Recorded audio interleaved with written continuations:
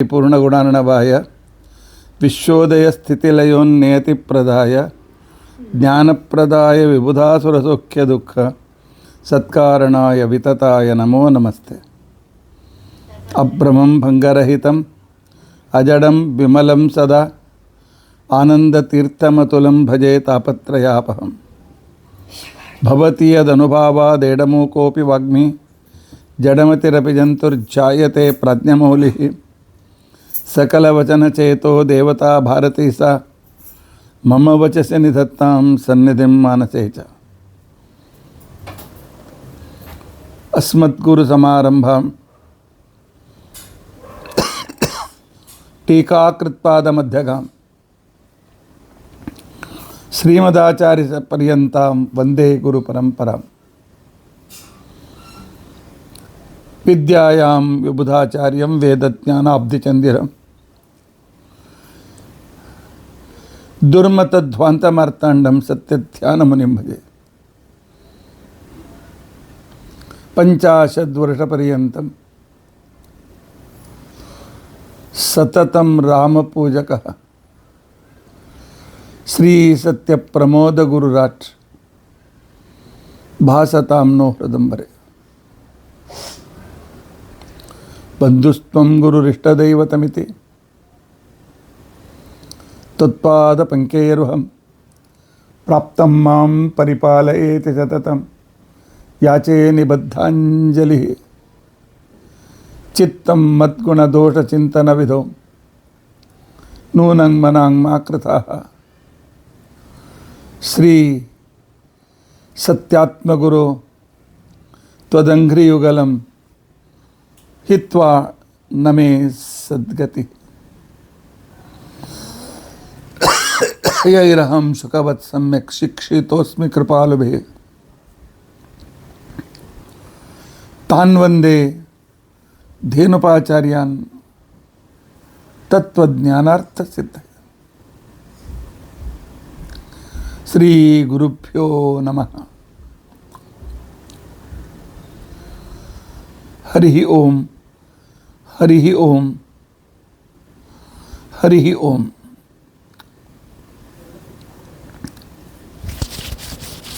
स्वस्तिस्तु अषेढसन्मङ्गलानि सन्तु। श्लोकैकश्रवणपठनमात्रेण वक्तुश्च श्रोतॄणां निखिल कलिकृतकल्मषापनोदनपटुतरे धर्माद्यखिल पुरुषार्थ साधनीभूते अद्य द्रौपदी आध्यात्मिक चिंतनारंभे सति किंचित् पूर्वकथानुवादः। हरिः ओम हरिः ओम हरिः ओम।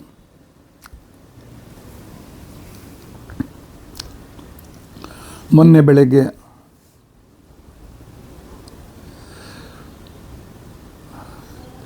ದ್ರೌಪದಿಯ ಕೂದಲನ್ನು ಭೀಮಸೇನ ದೇವರು ಕಟ್ಟಿದ ವಿಚಾರವನ್ನು ಕೇಳಿದ್ದೀರಿ. ದುಶ್ಯಾಸನನ ಗುಂಡಿಗೆಯನ್ನು ಒಡೆದು ಉಕ್ಕಿ ಬಂದ ರಕ್ತನ್ನು ತೆಗೆದುಕೊಂಡು ಕುಡಿದಂತೆ ನಾಟಕ ಮಾಡಿ ತಮ್ಮ ಶರೀರದ ಮೇಲೆ ಬೀಳುವಂತೆ ಮಾಡಿ ಸಂಪೂರ್ಣ ಕೌರವರ ಸೇನೆಯನ್ನು ಭಯಭೀತಿಪಡಿಸಿದ. ಮುಂದೆ ಯಾರು ಬೇಕಾದರೂ ಒಂದು ಬಿಡಿಸ್ಕೊಳ್ಬೇಕು ಅಂತಕೊಂಡ್ರೆ ಯಾರಿಗೂ ಬೇರೆ ತರಲಿಕ್ಕಾಗಲಿಲ್ಲ. ಆನಂತರ ದ್ರೌಪದಿಯ ಕೂದಲನ್ನು ಅದೇ ರಕ್ತದಿಂದ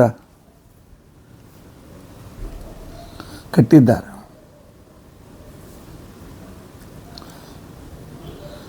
ನಿನ್ನೆ ಬೆಳಗ್ಗೆ ನನಗೆ ಭಾಳ ಅರ್ಜೆಂಟ್ ಕೆಲಸಗಳಿರೋದರಿಂದಾಗಿ ಮುಂದಿನ ಸಂದರ್ಭವನ್ನು ವಿಡಿಯೋ ಮಾಡಲಿಕ್ಕಾಗಲಿಲ್ಲ. ಆದರೆ ನಿನ್ನೆ 3-4 ಸಲ ಅನೇಕ ಜನರ ಪ್ರಶ್ನೆ ಬಂತು. ಆಧ್ಯಾತ್ಮಿಕ ವಿಚಾರವನ್ನು ಹೇಳ್ತಾ ಇದ್ದೀರಿ ಆಚಾರ್ಯರೇ, ಆದರೆ ದ್ರೌಪದಿಯ ರಕ್ತ ಇಲ್ಲ, ದುಶ್ಯಾಸನನ ರಕ್ತ ದ್ರೌಪದಿಯ ಕೂದಲಿಗೆ ಹಚ್ಚಿ ಕಟ್ಟಿ ಹಾಕಿದರು ಅಂತ ಅರ್ಥ. ನೀವೇನು ಹೇಳಿದ್ರಿ? ಹರಡಿದ ಕೂದಲು ಒಂದು ಕಡೆಗೆ ಕಟ್ಟಿದರು ಅಂತ ಅರ್ಥ. ಸ್ವತಃ ಪ್ರಮಾಣ ಅಂತ ಅನಿಸ್ಕೊಂಡಿದ್ದ ಭೀಮಸೇನ ಅಲ್ಲಲ್ಲಿ ಹರಡಿ ಹೋದ ವೇದದ ಅಸಂಖ್ಯ ವಿದ್ಯೆಗಳನ್ನು ಒಂದು ಕಡೆಗೆ ತಂದು ಅವು ಅಧ್ಯೇತೃಗಳಿಗೆ ಸಿಗುವಂತೆ ಮಾಡಿದ, ಕೂದಲನ್ನು ಕಟ್ಟಿದ ಅಂತ ಹೇಳಿದರೆ ಅದೇನು ಸರಿ ಅಂತ ಅನ್ನಿಸ್ಬೋದು. ಆದರೆ ಆ ರಕ್ತ ಅದಕ್ಕೆ ಹೊಂದ್ಕೊಳ್ತಲ್ಲ.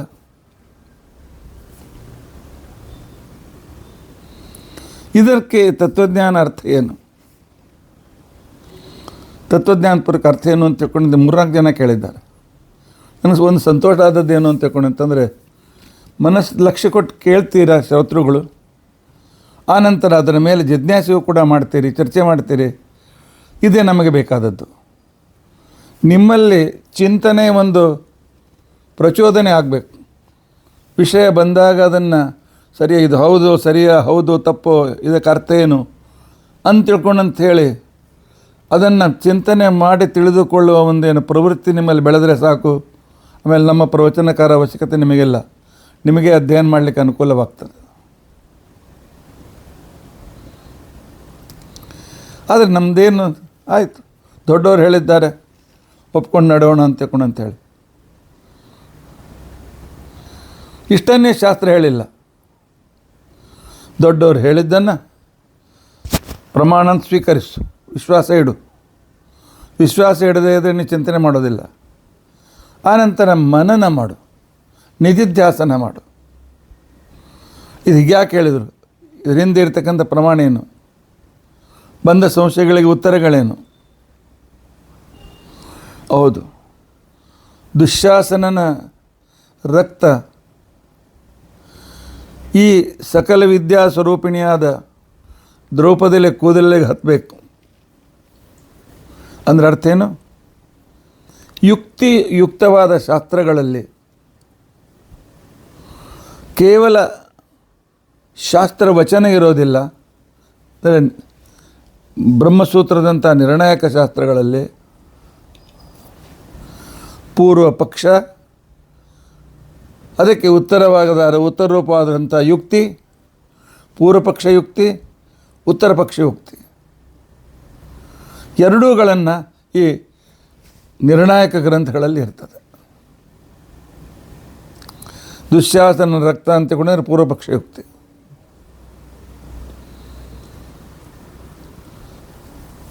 ಆನಂತರ ಭೀಮಸೇನ ದೇವರ ಕಟ್ಟು ಅಂತ ತಿಳ್ಕೊಂಡಂತಂದರೆ ಸಿದ್ಧಾಂತ ಯುಕ್ತಿ. ಸಿದ್ಧಾಂತ ಯುಕ್ತಿಯಿಂದ ಪೂರ್ವಪಕ್ಷ ಯುಕ್ತಿಯ ಈ ಕಾರಣೀಭೂತನ ಅಂತವನು ಅವನು ವಿಪರೀತ ಜ್ಞಾನದ ಪ್ರತಿನಿಧಿ ದುಶ್ಯಾಸನ. ವಿಪರೀತ ಜ್ಞಾನಿಗಳು, ವಿಪರೀತವಾದಿಗಳು ಯಾವ ರೀತಿ ಪೂರ್ವಪಕ್ಷ ಮಾಡ್ತಾರೆ? ಅದು ಗೊತ್ತಿಲ್ಲದೆ ಜ್ಞಾನ ನಮ್ಮ ವಿಷಯ ನಮಗೆ ಗಟ್ಟಿಯಾಗೋದಿಲ್ಲ. ಅದಕ್ಕೋಸ್ಕರ ಬ್ರಹ್ಮಸೂತ್ರ ಭಾಷ್ಯ, ಅನುವ್ಯಾಖ್ಯಾನ, ಆನಂತರ ತತ್ವಪ್ರಕಾಶಿಕ, ಇವನ್ ನ್ಯಾಯಸುಧಾದಿ ಗ್ರಂಥಗಳಲ್ಲಿ ಪೂರ್ವಪಕ್ಷದ ಅನುವಾದ ಮೊದಲು ಮಾಡ್ತಾರೆ. ಆನಂತರ ಅದಕ್ಕೆ ಪ್ರತಿಯೊಂದಕ್ಕೂ ಉತ್ತರ ಕೊಡ್ತಾ ಹೋಗ್ತದೆ. ಇದೇ ದ್ರೌಪದಿಯ ಕೂದಲುಗಳಿಗೆ, ತತ್ವಜ್ಞಾನ ಸ್ವರೂಪಳಾದಂಥ ದ್ರೌಪದಿಯ ಕೂದಲುಗಳಿಗೆ ಹಚ್ಚಿದ ದುಶ್ಯಾಸನ ರಕ್ತ ಪೂರ್ವಪಕ್ಷದ ಯುಕ್ತಿಗಳು. ಸರಿ, ಮುಂದೇನಾಯಿತು? ತನ್ನ ಕಣ್ಣೆದುರಿಗೇನೆ ತನ್ನ ತಮ್ಮನ ಆ ಅತ್ಯಂತ ಕ್ರೂರವಾದ ಹತ್ಯೆಯನ್ನು ಕಂಡು ದುರ್ಯೋಧನ ಭಾಳ ಹತಾಶನಾದ. ಇದು ನಡೆದದ್ದು 17ನೇ ದಿವಸ, 16ನೇ ದಿವಸದ ಸಾಯಂಕಾಲದಲ್ಲಿ.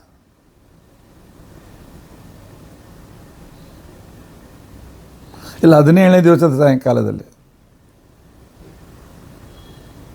ಯಾಕೆಂತಂದರೆ 16ನೇ ದಿವಸದವರೆಗೂ ದ್ರೋಣಾಚಾರ್ಯರ ಸೇನಾಪತ್ಯ ಇತ್ತು.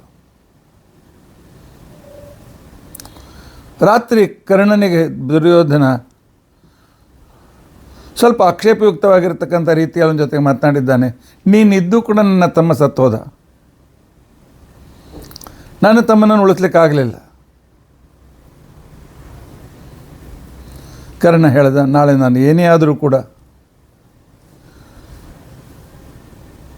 ಪ್ರಾಣ ಇದ್ದರೂ ಸರಿ ಇಲ್ಲದೇ ಇದ್ದರೂ ಸರಿ ನನ್ನ ಸರ್ವಶಕ್ತಿಯಿಂದ ಯುಕ್ತನಾದಿಗೆ ಯುದ್ಧ ಮಾಡ್ತೇನೆ ಅಂತ ತಿಳ್ಕೊಂಡಂತ ಹೇಳಿದ. ಮಧ್ಯಾಹ್ನದ ಹತ್ತಿರ ಬರುವಾಗ ಆ ಗೋಹತ್ಯೆ ಮಾಡಿದಾಗ ಆ ಗೋವಿನ ಮಾಲೀಕನಾದ ಬ್ರಾಹ್ಮಣ ಕೊಟ್ಟಿರ್ತಕ್ಕಂಥ ಶಾಪದ ಪ್ರಕಾರ ಕರ್ಣನ ರಥದ ಚಕ್ರ ಯುದ್ಧ ಭೂಮಿಯಲ್ಲಿ ರಕ್ತ ಬಿದ್ದು ಏನು ಕೆಸರಾಗಿತ್ತು, ಆ ಕೆಸರಿನಲ್ಲಿ ಸಿಕ್ಕೊಂಡು ಬಿಟ್ಟಿತ್ತು. ರಥ ಮುಂದೆ ಹೋಗ್ತಾ ಇಲ್ಲ. ಅದಕ್ಕಿಂತ ಮೊದಲು ಶಲ್ಯ ಅನೇಕ ಮಾತನಾಡಿ ಕರ್ಣ ಶಲ್ಯನಿಗೆ ಬೈದಾಗ ಅವನು ಸಾರಥ್ಯ ಬಿಟ್ಟು ಹೋಗಿಬಿಟ್ಟಿದ್ದ. ಈಗ ಸ್ವತಃ ಕರ್ಣನೇ ಇಳಿದು ಆ ಚಕ್ರ ಮೇಲೆ ಎತ್ತಬೇಕು. ಕರ್ಣ ಇಳಿದಿದ್ದಾನೆ. ಕೃಷ್ಣ ಅರ್ಜುನಿಗೆ ಹೇಳ್ತಾನೆ, ಅವಕಾಶ ತಲೆ ಹಾರಿಸೋಂದು. ಇದೇನು ಅನ್ಯಾಯ ಇದು? ಪಾಂಡವರು, ಅದು ಕೂಡ ಕೃಷ್ಣ ನಿರಪರ ನಿರಾಯುಧನ ಮೇಲೆ ಆಕ್ರಮಣ ಮಾಡುವಂತ ತಿಳ್ಕೊಂಡು ಅಂತ ಹೇಳ್ತಾನೆ. ಹೌದು, ಇದೇ ನೀತಿ, ಇದೇ ಶ್ರೀಕೃಷ್ಣ ನೀತಿ. ಧರ್ಮದಿಂದ ಇದ್ದವರ ಜೊತೆಯಲ್ಲಿ ಧರ್ಮದಂದೇ ವ್ಯವಹಾರ, ಧರ್ಮ ಬಿಟ್ಟವರ ವಿರುದ್ಧದಲ್ಲಿ ಧರ್ಮ ವಿರುದ್ಧವಾಗಿ ಆಚರಣೆ ಮಾಡಿ ಅವರನ್ನು ಸಂಹಾರ ಮಾಡಬೇಕು. ಕರ್ಣ ಕೇಳ್ತಾನೆ, ಇದೆಲ್ಲಿಯ ನ್ಯಾಯ ಅಂತ ತಿಳ್ಕೊಂಡಂತೇಳಿ. ಆಗ ಕೃಷ್ಣ ಕೇಳ್ತಾನೆ, ಅಂದು ದ್ರೌಪದಿಯನ್ನು ಎಳೆದುಕೊಂಡು ಬಂದಾಗ ನಿನ್ನ ಗಂಡಂದಿರು ನಪುಂಸಕರು ದುರ್ಯೋಧನ ಅಂತಃಪುರಕ್ಕೆ ಹೋಗು ಅಂತ ತಿಳ್ಕೊಂಡಂತ ಹೇಳುವಾಗ ಕರ್ಣ, ನಿನ್ನ ಧರ್ಮ ಎಲ್ಲಿತ್ತು? ದುರ್ಯೋಧನನಿಗೆ ದಾಸಿಗೆ ಬಟ್ಟೆ ಇದ್ರೇನು ಇಲ್ಲದೇ ಇದ್ರೇನು ಅಂತ ಅನ್ನುವಾಗ ನಿನ್ನ ಧರ್ಮ ಎಲ್ಲೋಗಿತ್ತು? 7 ಜನ ಮಹಾರಥಿಕರು ಸೇರಿ ಒಬ್ಬ ಬಾಲಕನ ಜೊತೆಗೆ ಏಕಾಂಗಿಯಾಗಿ ಯುದ್ಧ ಮಾಡುವಾಗ ನಿಮ್ಮ ಧರ್ಮ ಎಲ್ಲಿ ಹೋಗಿತ್ತು? ಹಿಂದಿನಿಂದ ಹೋಗಿ ಅಭಿಮನ್ಯುವಿನ ಕೈಯನ್ನು ಕತ್ತರಿಸುವಾಗ ನಿನ್ನ ಧರ್ಮ ಎಲ್ಲಿ ಹೋಗಿತ್ತು? ಧರ್ಮ ಪರಿಪಾಲಿಸುವವರು ಧರ್ಮದ ಬಗ್ಗೆ ಮಾತನಾಡಬೇಕು. ಧರ್ಮದ ಬಿಟ್ಟವರು ಧರ್ಮದ ಬಗ್ಗೆ ಮಾತನಾಡಲಿಕ್ಕೆ ಅಧಿಕಾರವಿಲ್ಲ. ನೀನು ಅಧರ್ಮದ ಪಕ್ಷದಲ್ಲಿದ್ದಿ. ಪಕ್ಷದಲ್ಲಿದ್ದವರು ಅಧಾರ್ಮಿಕರು. ನಿಕೃತಿಂ ಅನ್ಯಾತ್, ದುಷ್ಟರನ್ನು ದುಷ್ಟತನದಿಂದಲೇ ಕೊಲ್ಲಬೇಕು. ಇದು ಶ್ರೀಕೃಷ್ಣನ ರಾಜನೀತಿ. ಅರ್ಜುನ ಹೊಡಿ. ಅರ್ಜುನ ಅಂಜಲಿಕಾಸ್ತ್ರದಲ್ಲಿ ಬ್ರಹ್ಮಾಸ್ತ್ರವನ್ನು ಸಂಕಲ್ಪನೆ ಮಾಡಿ, ಯಾಕೆ ಅವನು ಕರ್ಣ ಸೂರ್ಯಪುತ್ರ, ಹೃದಯದಲ್ಲಿ ಅಮೃತ ಇಟ್ಟುಕೊಂಡವನು, ಸಾಮಾನ್ಯ ಅಸ್ತ್ರದಿಂದ ಸಾಯೋದಿಲ್ಲ. ಮಧ್ಯಾಹ್ನದ ವೇಳೆಗೆ ಕರ್ಣ ಹತನಾದ. ದುರ್ಯೋಧನ ಮೇಲೆ ಆಕಾಶ ಕಳಚವಿತ್ತು. ಇನ್ನು ತಾನು ಗೆಲ್ಲುವುದಿಲ್ಲ ಅಂತ ನಿರ್ಧಾರವಾಯಿತು. ಶಲ್ಯನನ್ನು ಸೇನಾಪತಿಯನ್ನಾಗಿ ಮಾಡಿದ್ದಾನೆ. ಸಾಯಂಕಾಲದ ಹೊತ್ತಿಗೆ ಶಲ್ಯನನ್ನು ಧರ್ಮರಾಜ ಕೊಂದು ಹಾಕಿಬಿಡ್ತಾನೆ. ಅಷ್ಟರಲ್ಲಿ ಕೌರವರ ಸೈನ್ಯ ನಿರ್ನಾಮವಾಗಿತ್ತು. 3 ಜನ ಚಿರಂಜೀವಿಗಳಿದ್ದರು. ಅಶ್ವತ್ಥಾಮ, ಕೃತವರ್ಮ, ಕೃಪಾಚಾರ್ಯರು ಯುದ್ಧ ಭೂಮಿಯನ್ನು ಬಿಟ್ಟು ಓಡೋಗಿಬಿಟ್ಟಿದ್ದಾರೆ. ದುರ್ಯೋಧನ ಅಂದ, ಇಲ್ಲ, ಅವನು ಅಂಜೋಡಿ ಹೋಗಿ ವೈಶಂಪಾಯನ ಅಂತನ್ನೋ ಸರೋವರ, ಆ ಸರೋವರದಲ್ಲಿ ಕೆಳಗೆ ಹೋಗಿ ಕೂತ್ಕೊಂಡಿದ್ದಾನೆ. ಅವನಿಗೆ ಜಲಸ್ತಂಭನ ವಿದ್ಯೆ ಗೊತ್ತಿತ್ತು. ನೀರಿನಲ್ಲಿ ಎಷ್ಟೊತ್ತು ಕೂತ್ಕೊಂಡ್ರೆ ಏನಾಗ್ತಾ ಇರಲಿಲ್ಲ. ಅವನಿಗೆ ಒಬ್ಬ ಋಷಿಗಳು ಕೊಟ್ಟಿರ್ತಕ್ಕಂಥ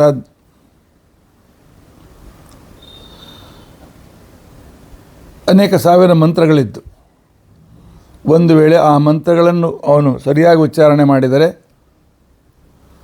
ಯುದ್ಧದಲ್ಲಿ ಸತ್ತ ಎಲ್ಲ ಕೌರವರ ವ್ಯಕ್ತಿಗಳು ಪುನಃ ಜೀವಿತರಾಗ್ತಾ ಇದ್ದರು. ಅಂತಹ ಒಂದು ದೊಡ್ಡ ಸಂಕಟ ಸಂದರ್ಭ ಎದುರಿಸುವ ಪ್ರಸಂಗ.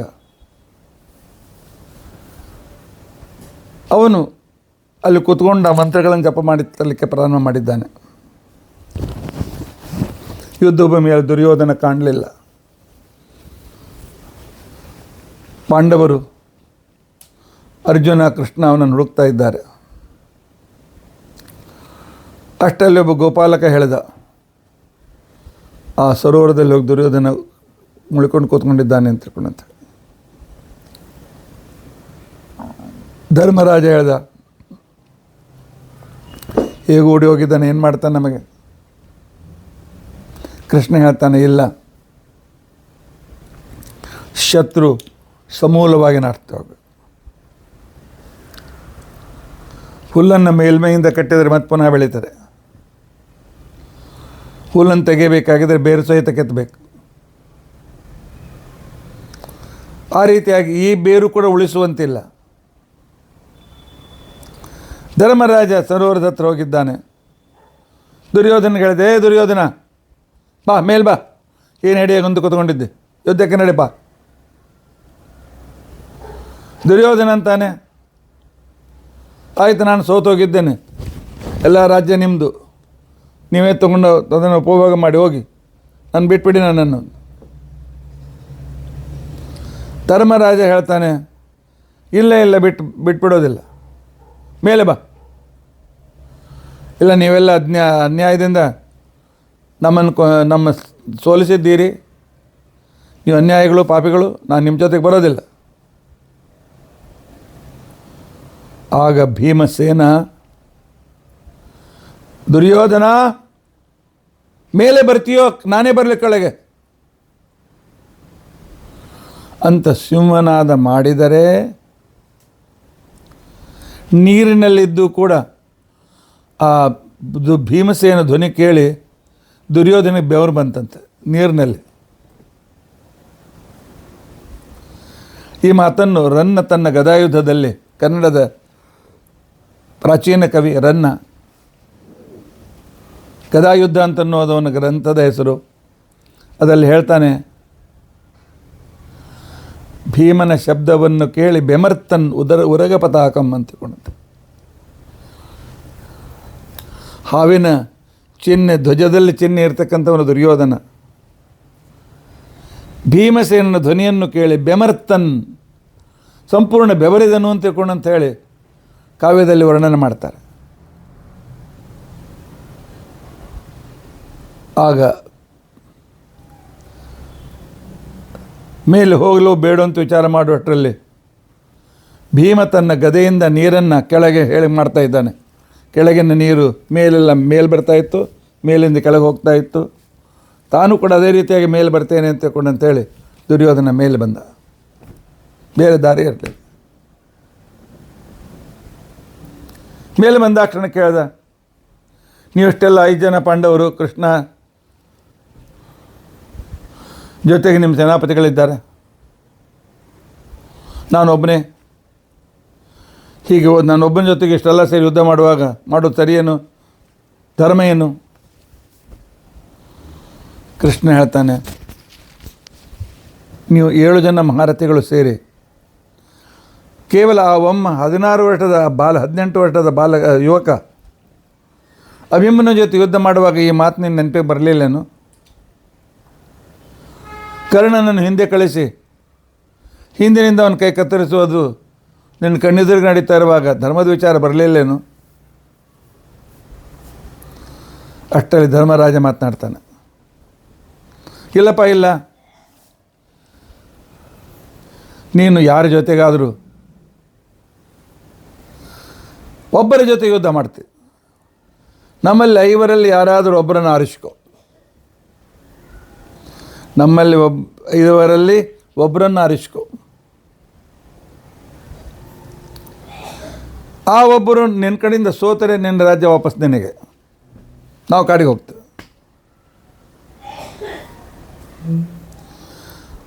ಧರ್ಮರಾಜನ ಮಾತನ್ನು ಕೇಳಿ ಕೃಷ್ಣ ಅವನು ಹಿಡ್ಕೊಂಡು ಬಾದು ಕರ್ಕೊಂಡು ಹೋದ.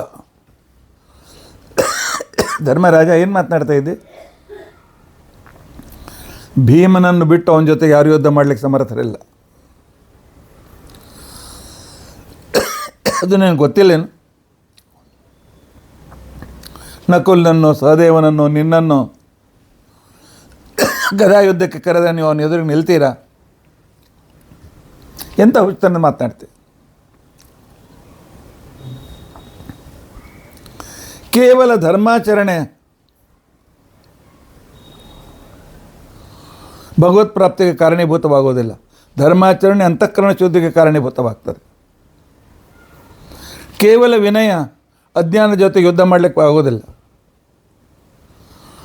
ಕೇವಲ ಸಚ್ಚರಿತ್ರ ಅವನ ಜೊತೆ ಯುದ್ಧ ಮಾಡಲಿಕ್ಕೆ ಆಗೋದಿಲ್ಲ ಅಜ್ಞಾನ ಜೊತೆಗೆ. ಕೇವಲ ಶ್ರವಣ ಮನನ ನಿಧಿಧ್ಯಾಸನಗಳು ಅಜ್ಞಾನವನ್ನು ದೂರ ಮಾಡಲಿಕ್ಕೆ ಸಮರ್ಥ ಆಗೋದಿಲ್ಲ. ಭಕ್ತಿ, ಜ್ಞಾನ, ವೈರಾಗ್ಯ, ಧೃತಿ, ಸ್ಥಿತಿ, ಮೇಧ ಇತ್ಯಾದಿ 10 ಗುಣಗಳಿಂದ ಯುಕ್ತನಾದಂಥ ಇವು ಎಲ್ಲ ಸೇರಿದಾಗ ಅಜ್ಞಾನ ದೂರ ಆಗ್ತದೆ. ಈ ಎಲ್ಲ ಗುಣಗಳ ಸಮೂಹ ಭೀಮಸೇನ, ಅವನು ಮಾತ್ರ ಅವನನ್ನು ಕೊಲ್ಲಿಕ್ಕಾಗ್ತದೆ ಅನ್ನುವ ತತ್ವಜ್ಞಾನವನ್ನು ಕೃಷ್ಣ ಸೂಚನೆ ಮಾಡುವಂತೆ ಮಾತನಾಡಿದ್ದಾನೆ. ದುರ್ಯೋಧನ ವಿಚಾರ ಮಾಡಿದ, ನಾನು ನಕುಲನ ಕರೆದವನನ್ನು ಕೊಲ್ಬೋದು, ಸಹದೇವನನ್ನು ಕೊಲ್ಬೋದು, ಆಮೇಲೆ ನಾನು ಬಿಡ್ತಾರ? ಭೀಮ ಪ್ರತಿಜ್ಞೆ ಮಾಡಿದ್ದಾನೆ, ತೊಡೆ ಒಡೆದು ಕೊಲ್ತೇನೆ ಅಂತಕೊಂಡು ಅಂತೇಳಿ, ಅವನು ನಾನು ಬಿಡೋದಿಲ್ಲ. ಅದ್ರ ಹೋದ್ಮೇಲೆ ಏನಪ್ಪ ಎಂತ ಹೇಳಿ ದುರ್ಯೋಧನ ನಕುಲನ್ನು ಆರಿಸಿದ, ಸಹೋದನ ಆರಿಸಿದ ಅಂದರೆ ನನ್ನ ಅಪಕೀರ್ತಿ ಬೇರೆ ಬರ್ತದೆ. ಹೇಗೂ ಸಾಯೋದು ನಿಶ್ಚಿತ. ಪರಾಕ್ರಮಿ ಶೂರ ಅಂತ ಅನ್ನೋದು ಯಾಕೆ ಅಂದ್ಕೊಂಡು ನಾನು ಯಾಕೆ ಸಾಯಬಾರ್ದು ಅಂತ ನಿರ್ಧಾರ ಮಾಡಿ ಅವನು ಹೇಳ್ತಾನೆ, ಭೀಮನ ಜೊತೆಗೆ ಯುದ್ಧ ಮಾಡ್ತೇನೆ. ಹೌದು, ಅಜ್ಞಾನವೂ ಕೂಡ ಅಷ್ಟು ಸುಲಭವಾಗಿ ಹೋಗೋದಿಲ್ಲ. ಅಜ್ಞಾನದ ಅನೇಕ ರೀತಿಯಾಗಿರ್ತಕ್ಕಂಥ ಡಿಸಿಲುಗಳು, ಹರವುಗಳು ಇರುತ್ತವೆ. ಅನೇಕ ರೀತಿಯಿಂದ ಅಜ್ಞಾನ ನಮ್ಮನ್ನು ಆವರಿಸಿರ್ತದೆ. ವ್ಯವಹಾರದ ಅಜ್ಞಾನ, ಧರ್ಮದ ಅಜ್ಞಾನ, ಮಂತ್ರಗಳ ಅಜ್ಞಾನ, ವೇದಗಳ ಅಜ್ಞಾನ, ಶಾಸ್ತ್ರಗಳ ಅಜ್ಞಾನ, ಎಣಿಸ್ತಾ ಹೋದರೆ ಭಾಳ ಸಂಖ್ಯೆ ಇದೆ. ಭೀಮನ ಜೊತೆಗೂ ದುರ್ಯೋಧನ ಜೊತೆಗೆ ಯುದ್ಧ ಪ್ರಾರಂಭವಾಯಿತು. ಒಂದು ಕ್ಷಣದಲ್ಲಿ ಭೀಮ ಕೊಲ್ಬೋದಾಗಿತ್ತು. ಆದರೆ ಅಜ್ಞಾನವನ್ನು ಮೇಲ್ಮೈಯಿಂದ ಕೊಲ್ಲೋದು ಬೇಕಾಗಿಲ್ಲ. ದುರ್ಯೋಧನ ಅಂಗಗಳನ್ನು ದಣಿಸಿ ನಿರ್ವೀರ್ಯವನ್ನಾಗಿ ಮಾಡಿ ಆನಂತರ ಅವನನ್ನು ಕೊಲ್ಲಬೇಕಾಗಿತ್ತು. ಯಾಕೆಂದರೆ ಅಜ್ಞಾನದ ಏನು ಅನೇಕ ಶಾಖೆಗಳಿವೆ, ಅನೇಕ ಹರವುಗಳಿವೆ, ಪ್ರತಿಯೊಂದನ್ನು ಕೂಡ ನಾಶಪಡಿಸಬೇಕಾಗಿತ್ತು ಭೀಮಸೇನನಿಗೆ. ಅದಕ್ಕೋಸ್ಕರ ಒಂದೆರಡು ತಾಸು ಯುದ್ಧ ಆಗಿದೆ ಇವರಿಬ್ಬರಲ್ಲಿ. ಕೊನೆಗೆ ದುರ್ಯೋಧನ ಕಾಲ್ ಮೇಲೆ ಮಾಡಿ ಅಂದರೆ ಭೀಮಸೇನನ ಏಟನ್ನು ತಪ್ಪಿಸಿಕೊಳ್ಬೇಕು ಅಂತ ತಿಳ್ಕೊಂಡಂತೇಳಿ ಲಗಾಟಿ ಹೊಡೆದ. ತಲೆ ಕೆಳಗೆ ಕಾಲ ಮೇಲೆ ಅಲ್ಲಿಂದ ತಪ್ಪಿಸಿಕೊಳ್ಳುವ ಸಲುವಾಗಿ. ಅಷ್ಟರಲ್ಲಿ ಭೀಮವನ್ನು ತೊಡೆ ಹೊಡೆದಿದ್ದಾನೆ. ನಾಭಿಯ ಕೆಳಗೆ ಹೊಡೆಯಬಾರ್ದು ಅಂತ ನಿಯಮ. ಭೀಮಸೇನ ನಿಯಮವನ್ನೆಂದಿಗೂ ಮುರಿಯೋದಿಲ್ಲ. ಮುರಿದೋದು ಯಾರು ಕೇಳೋರಿರಲಿಲ್ಲ, ಮಾತು ಬೇರೆ. ದೇವರು ಎದುರಿಗಿದ್ದಾಗ ನಿಯಮ ಮುರಿತಾನೆ ಭೀಮಸೇನ. ತಲೆ ಕೆಳಗೆ ಕಾಲು ಮಾಡಿ ಲಗಾಟೆ ಹೊಡೆಯುವಾಗ ಆ ತೊಡೆಗಳನ್ನು ಭೀಮ ಒಡೆದು ಆ ಕ್ಷಣಕ್ಕೆ ಕೆಳಗೆ ಬಿದ್ದುಬಿಟ್ಟಿದ್ದಾನೆ.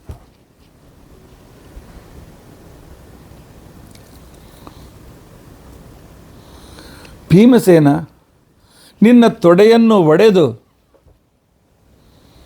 ಕೊಲ್ತೇನೆ ಅಂತ ಯಾಕೆ ಪ್ರತಿಜ್ಞೆ ಮಾಡಿದ? ದುರ್ಯೋಧನ ತನ್ನ ತೊಡೆಯನ್ನು ತೋರಿಸಿದ್ದ, ತನ್ನ ಬಟ್ಟೆ ಮೇಲ್ ಮಾಡಿ ತೊಡೆಯ ತೋರಿಸಿ ಅತ್ಯಂತ ಅಶ್ಲೀಲತೆಯಿಂದ ದ್ರೌಪದಿಗೆ ನನ್ನ ತೊಡೆ ನೋಡಿ ಬಾ ಕೂತ್ಕೊ ಅಂತ ತಿಳ್ಕೊಂಡಂತೇಳಿ ಅದನ್ನು ಒಡೆದು ಭೀಮಸೇನ ಕೊಲ್ತೇನೆ ಅಂತ ಪ್ರತಿಜ್ಞೆ ಮಾಡಿದ್ದ. ಆ ಪ್ರತಿಜ್ಞೆ ಹಿಂದೆ ಏನಾದರೂ ಆಧ್ಯಾತ್ಮಿಕ ಅರ್ಥ ಇದೆ ಅಥವಾ ಯಾವ ತಾತ್ವಿಕ ಅರ್ಥ ಇದೆ?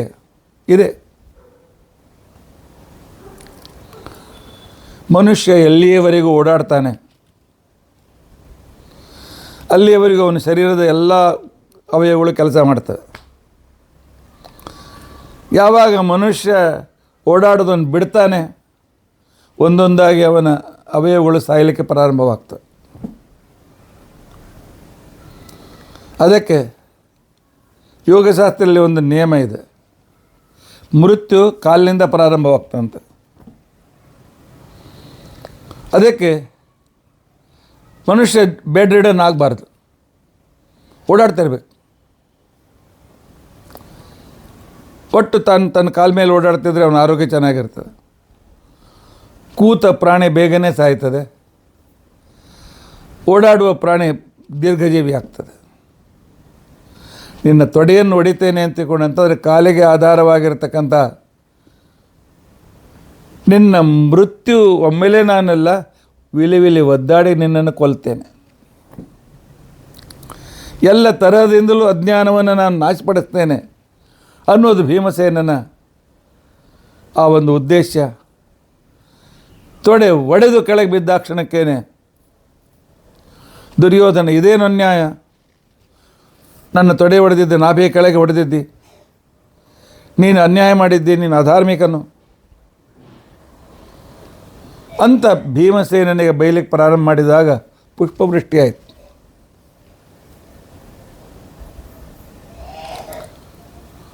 ಸಾಮಾನ್ಯ ಜನರಿಗೆ ದುರ್ಯೋಧನ ಹೇಳಿದ್ದೆ ಸರಿ, ದೇವತೆಗಳು ಪುಷ್ಪವೃಷ್ಟಿಯನ್ನು ಮಾಡಿದರು ಅಂತ ತಿಳ್ಕೊಂಡಂತೇಳಿ. ದೇವತೆಗಳು ಪುಷ್ಪವೃಷ್ಟಿಯನ್ನು ಮಾಡಿದ್ದು ಅಯೋಗ್ಯರಿಗೆ ಅಜ್ಞಾನವನ್ನು ಮೂಡಿಸುವುದಕ್ಕೋಸ್ಕರ. ಮುಖ್ಯ ಆ ದುರ್ಯೋಧನನಿಗೆ ಕೊನೆ ಕಾಲದಲ್ಲಿಯೂ ಕೂಡ ನಾನೇ ಸರಿ, ನನ್ನ ಮಾಡಿದ ಅಧರ್ಮವೇ ಸರಿ, ಯಾಕೆ ಎದುರಿಗೆ ಕೃಷ್ಣ ಇದ್ದಾನೆ, ಕೃಷ್ಣ ನೋಡಿ ಸತ್ತರೆ ಒಳ್ಳೆ ಗತಿಗೆ ಹೋಗ್ಬೇಕಾಗ್ತದೆ. ಅದು ಆಗಬಾರ್ದು. ಅವನ ಅಹಂಕಾರಕ್ಕೆ ಇನ್ನೂ ಸ್ವಲ್ಪ ಪ್ರೋದ್ಬಲ ಸಿಗಬೇಕು ಅಂತ ತಿಳ್ಕೊಂಡಂತೇಳಿ ದೇವತೆಗಳು ಪುಷ್ಪವೃಷ್ಟಿಯನ್ನು ಮಾಡಿದ್ದಾರೆ. ಧರ್ಮರಾಜಾದಿಗಳು ಸ್ವಲ್ಪ ಹೊತ್ತು ವಿಚಲಿತರಾದರು, ಏನಿದು ಪುಷ್ಪವೃಷ್ಟಿ, ಅವನೇ ಸರಿ ಏನು ಅಂತ ತಿಳ್ಕೊಂಡಂತೇಳಿ. ಆದರೆ ಆಗಲೇ ಅವರಿಗೆಲ್ಲ ಕೃಷ್ಣ ಭೀಮ ಸಾಕಷ್ಟು ಹೇಳಿದ್ರಿಂದಾಗಿ ಅವ್ರು ಯಾರೂ ಅಜ್ಞಾನಕ್ಕೊಳಗಾಗಲಿಲ್ಲ.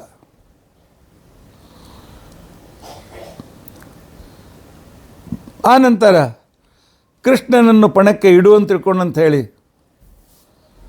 ದುರ್ಯೋಧನ ಅದು ಕೇಳಿದಾಗ ಆಗ ಭೀಮಸೇನ ಪ್ರತಿಜ್ಞೆ ಮಾಡಿದ್ದ, ನಾನು ನಿನ್ನ ತಲೆಯ ಮೇಲೆ ಕಾಲಿಟ್ಟು ಹೊಸಕ್ತೇನೆ ನಿನ್ನನ್ನು ಅಂತ ತಿಳ್ಕೊಂಡಂತೆ. ಅದೇ ರೀತಿಯ ಕೆಳಗೆ ಬಿದ್ದ ದುರ್ಯೋಧನ ತಲೆಯ ಮೇಲೆ ಕಾಲನ್ನಿಟ್ಟಿದ್ದಾನೆ ಭೀಮಸೇನ, ಹೊಸಕ್ತೇನೆ. ಅಷ್ಟಲ್ಲಿ ಅಲ್ಲಿಗೆ ಬಂದಿರತಕ್ಕಂಥ ಬಲರಾಮನ ಶಿಷ್ಯ ದುರ್ಯೋಧನ, ಇದೇನು ಅನ್ಯಾಯ, ಈ ರೀತಿ ಅನ್ಯಾಯ ಮಾಡೋದು ಸರಿಯಲ್ಲ ಭೀಮ, ನನಗೆ ಹೀಗೆ ಮಾಡ್ಲಿಕ್ಕೆ ಬಿಡೋದಿಲ್ಲ. ಅವನು ಮೂರ್ತಾಭಿಷಿಕ್ತ ರಾಜ ರೀತಿಯಾಗಿ ತಲೆಗೆ ತುಳಿದು ಅಪಮಾನ ಮಾಡಬಾರ್ದು ಅಂತ ಹಲಾಯುಧ ತೆಗೆದುಕೊಂಡು ಬಲರಾಮ ಮುಂದೆ ಬಂದರೆ ಆಗ ಕೃಷ್ಣ ಅವನನ್ನು ತಡೆದು ಬಾಜು ಕರ್ಕೊಂಡು ಹೋಗಿ, ನಿನಗೆ ಈ ಯುದ್ಧಕ್ಕೂ ಸಂಬಂಧ ಇಲ್ಲ ಬಲರಾಮ, ನೀನು ಭೀಮನನ್ನು ಎದುರಿಸಲಾರೆ, ಸುಮ್ಮನೆ ಇರೋದು ಒಳ್ಳೆಯದು, ಸುಮ್ಮನೆ ತಿರ್ತಾ ಇತ್ತು, ವಾಪಸ್ ಹೋಗ್ಬಿಡು ಅಂತ ಕಳಿಸ್ಬಿಟ್ಟಿದ್ದಾನೆ. ಅವನನ್ನು ಕಾಲು ತೊಳೆದು ನನ್ನ ದೇವರನ್ನು ಪಣಕ್ಕೆ ಇಡು ಅಂತ ಹೇಳಿದ್ಯಾ? ಅಂತಿಕೊಂಡಂತ ಹೇಳಿ ಅವನು ಕಾಲನ್ನು ತುಳಿದಿದ್ದ. ಈ ರೀತಿಯಾಗಿ ದುರ್ಯೋಧನನ ಆ ಕಾಲನ್ನು ಹೊಸಕುವಾಗ ಭೀಮನಿಗೆ ನಾನು ಬಲಿಷ್ಠ, ನಾನು ಶೂರ, ನಾನು ಕೊಂದೆ ಈ ಭಾವನೆ ಬರಲಿಲ್ಲ. ಈ ಯುದ್ಧ ಇದೊಂದು ದೊಡ್ಡ ಯಜ್ಞದಲ್ಲಿ ಬಲಿಪಶು, ಈ ಪಶುವನ್ನು ನಿನಗೆ ಅರ್ಪಣೆ ಮಾಡ್ತಾ ಇದ್ದೇನೆ ಅಂತ ತಿಳ್ಕೊಂಡಂತ ಹೇಳಿ ಮತ್ತೆ ಪುನಃ ನರಸಿಂಹದೇವರ ನೆನಪಾಗಿದೆ. ಋಷಭನಾಮಕನಾಗಿರ್ತಕ್ಕಂಥ ಶ್ರೀಹರಿಯ ನೆನಪಾಗಿರ್ತಕ್ಕಂಥ ಸಂದರ್ಭದಲ್ಲಿ ಆಗ ಭೀಮಸೇನನಿಗೆ ದುಶ್ಯಾಸನನ್ನು ಕೊಂದಾಗ ಹೇಗೆ ಮನ್ಯು ಸೂಕ್ತ ಪ್ರತ್ಯಕ್ಷವಾಗಿತ್ತೋ ಈಗ ಋಷಭ ಸೂಕ್ತ ಪ್ರತ್ಯಕ್ಷವಾಗಿದೆ. ಕೇವಲ 5 ಋಕ್ಕುಗಳ ಸಣ್ಣ ಸೂಕ್ತ, ಆದರೆ ಭಾಳ ಅದ್ಭುತವಾಗಿರ್ತಕ್ಕಂಥ ಸೂಕ್ತ. ಋಷಭಮ್ಮ ಸಮಾನಾನಾಂ ಸಪತ್ನಾನಾಂ ವಿಷಾಸಹಿಂ ಹಂತಾರಂ ಶತ್ರುಣಾಂ ಕೃತಿ ವಿರಾಜಂ ಗೋಪತಿಂ ಗವಾಂ.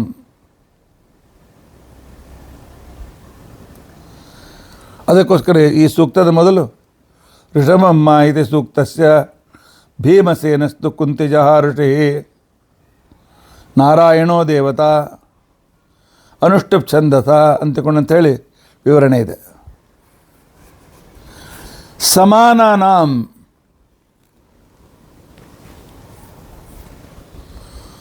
ನಾವು ಮತ್ತು ಕೌರವರು ಒಂದೇ ಕುಲದಲ್ಲಿ ಬಂದಿರತಕ್ಕಂಥವರು. ನಮ್ಮಲ್ಲಿ ಕೌರವರಲ್ಲಿ ಬಾಂಧವ್ಯದಿಂದ ಸಮಾನತೆ ಇತ್ತು. ಆದರೆ ಸಪತ್ನಾನಾಂ ನಾವಿಬ್ಬರು ತಾಯಂದಿರ ಮಕ್ಕಳು, ಕುಂತಿ ಮತ್ತು ಗಾಂಧಾರಿ.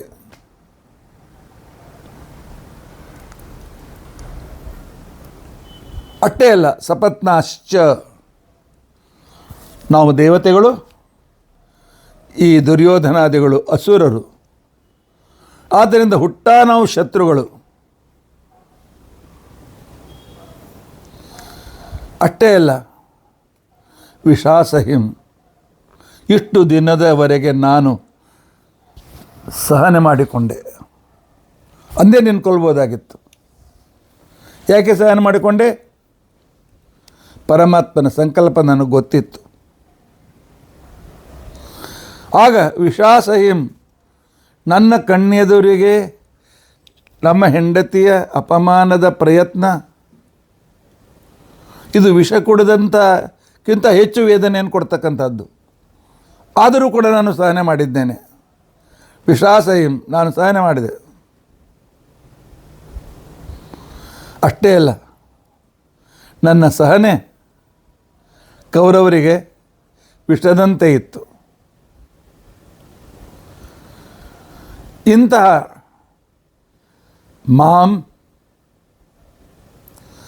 ನನ್ನನ್ನು ಶತ್ರುಣಾಂ ಹಂತಾರಂ ಕೃಧಿ, ಹಂತಾರಂ ಶತ್ರುಣಾಂ ಕೃಧಿ ಋಷಭಮ್ಮ ಸಮಾನಾನಾಂ ಸಪತ್ನಾನಾಂ ವಿಷಾಸಹಿಂ ಶತ್ರುಣಾಂ ಹಂತಾರಂ ಕೃಧಿ. ಹಂತಾರಂ ಶತ್ರುಣಾಂ ಕೃಧಿ ಅನ್ವಯ ರೀತಿ ಮಾಡಿಕೊಳ್ಬೇಕು. ಈ ಶತ್ರುವಾದಂಥ ಅಜ್ಞಾನಕ್ಕೆ ಕಾರಣೀಭೂತ, ಅದಕ್ಕೆ ಪ್ರತಿನಿಧಿಯಾಗಿರ್ತಕ್ಕಂಥ ದುರ್ಯೋಧನನನ್ನು ಕೊಲ್ಲುವವನನ್ನಾಗಿ ಪರಮಾತ್ಮ ನನಗೆ ಅನುಗ್ರಹಿಸು. ಮಾಂ ಋಷಭಂ ಕುರು. ಎತ್ತು ಇದು ಶ್ರೇಷ್ಠತೆಯ ದ್ಯೋತಕ, ಶಕ್ತಿಯ ದ್ಯೋತಕ. ನಾನು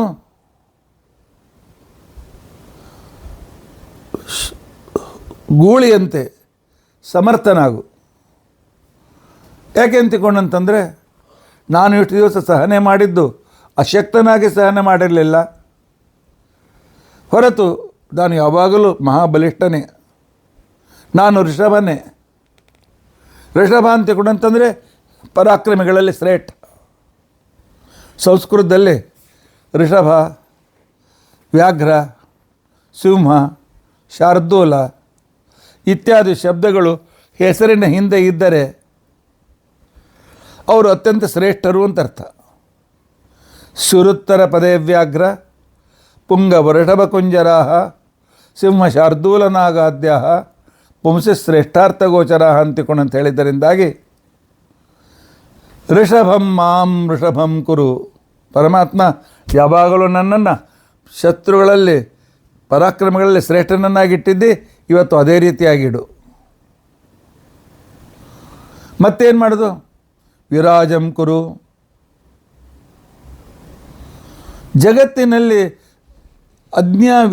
ಅನ್ಯಾಯಕ್ಕೆ ಯಾವಾಗಲೂ ವಿನಾಶ, ನ್ಯಾಯಕ್ಕೆ ಜಯ ಅಂತನ್ನೋ ಪ್ರಕಾಶವನ್ನು ಎಲ್ಲ ಕಡೆಗೆ ಹರಡಿಸು. ಗವಾಂ ಮಧ್ಯೆ ಗೋಪತಿಂ ಕುರು, ಜೀವನ ಮಧ್ಯದಲ್ಲಿ ನನ್ನನ್ನು ಗೋಪತಿಯನ್ನಾಗಿ ಮಾಡು. ವಿದ್ಯಾನಾಂ ಮಧ್ಯೆ ಸರ್ವಂ ಶ್ರೇಷ್ಠಂ ಕುರು, ಗೋವು ಅಂತಿಕೊಂಡಂತಂದರೆ ಹಸುಗಳಲ್ಲಿ ಎತ್ತು ಶ್ರೇಷ್ಠ. ಗೋವು ಅಂತಂದರೆ ವಿದ್ಯೆಗಳು, ವಿದ್ಯೆಯಲ್ಲಿ ಶ್ರೇಷ್ಠ. ಗೋವು ಅಂತ ತಿಳ್ಕೊಂಡಂತ ಹೇಳಿ ಅಂದರೆ ಭೂಮಿ ಅಂತ ಅರ್ಥ. ಭೂಮಿಯಲ್ಲಿ ನನ್ನನ್ನು ಶ್ರೇಷ್ಠನನ್ನಾಗಿ ಮಾಡು. ಪರಮಾತ್ಮ ನಿನ್ನ ಭಕ್ತ, ಇಷ್ಟು ದಿವಸ ನಿನ್ನ ಸಂಕಲ್ಪದಂತೆ ನಾನು ಸಹನೆ ಮಾಡಿಕೊಂಡಿದ್ದೆ. ಈಗ ಈ ವ್ಯಕ್ತಿಯನ್ನು ಕೊಲ್ಲುವುದಕ್ಕೋಸ್ಕರ ನನ್ನನ್ನು ಸಮರ್ಥನನ್ನಾಗಿಯೋ ಪ್ರಕಾಶಮಾನನನ್ನಾಗಿಯೋ ಸರ್ವಶ್ರೇಷ್ಠನನ್ನಾಗಿಯೂ ಮಾಡು ಅಂತನೋ ಪ್ರಾರ್ಥನೆ ಈ ಋಷಭ ಸೂಕ್ತದ ಮೊದಲನೇ ಸೂಕ್ತದ ಮಂತ್ರದಲ್ಲಿ ಋಕ್ಕಿನಲ್ಲಿದೆ. ಋಷಭಂ ಮಾಂ ಸಮಾನಾನಾಂ ಸಪತ್ನಾನಾಂ ವಿಷಾಸಹಿಂ ಹಂತಾರಂ ಶತ್ರುಣಾಂ ವಿರಾಜಂ ಗೋಪತಿಂ ಗವಾಂ. ಹೌದು, ಪರಮಾತ್ಮ ನನ್ನನ್ನು ಕ್ಷತ್ರಿಯನನ್ನು ಹುಟ್ಟಿಸಿದ್ದೆ. ನಾನು ಭೂಭಾರದಲ್ಲಿ ನಿನ್ನ ಸೇವಕ. ಆದ್ದರಿಂದಾಗಿ ಶತ್ರು ವಿನಾಶಕ್ಕೆ ಮೊದಲೇ ನನ್ನನ್ನು ಯೋಗ್ಯನನ್ನಾಗಿ ಮಾಡಿದ್ದೆ. ಅಹಮಸ್ಮಿ ಸಪತ್ನಹೇಂದ್ರ ಇವಾರಿಷ್ಟೋ ಅಕ್ಷತಃ ಅಧಃ ಸಪತ್ನಾಮೇ ಪದೋರಿಮೇ ಸರ್ವೇ ಅಭಿಷ್ಟಿತಾ. ಅಹಂ ಸಪತ್ನಹೇಂದ್ರ, ಶತ್ರುಗಳನ್ನು ನಾಶಪಡಿಸುವವರಲ್ಲಿ ಅತ್ಯಂತ ಶ್ರೇಷ್ಠನಾದ ಶ್ರೀಕೃಷ್ಣನೇ. ಅಕ್ಷತಃ,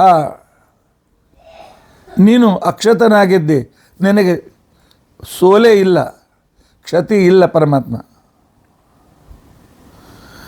ತ್ವಂ ಅರಿಷ್ಟಃ, ನೀನು ನಾಶರಹಿತನಾಗಿದ್ದಿ. ನಾವು ಎಷ್ಟೋ ಸಲ ಮಕ್ಕಳಿಗೆ ಎಂಥ ಅರಿಷ್ಟ ಇದ್ದಿ ಅಂತ ಬೈತೀವಿ, ಅದಕ್ಕೆ ನಿಜವಾಗಿ ದೇವರ ಹೆಸರದು. ರೀಂ ಕ್ಷಯೇ ಧಾತು ತ್ವಂ ಅರಿಷ್ಟಃ, ನೀನು ನಾಶರಹಿತನಾಗಿರ್ತಕ್ಕಂಥ ವ್ಯಕ್ತಿ. ಮತ್ತೆ ಹೇಗಿದ್ದೀರಿ? ಅಹಂ ಅಸ್ಮಿ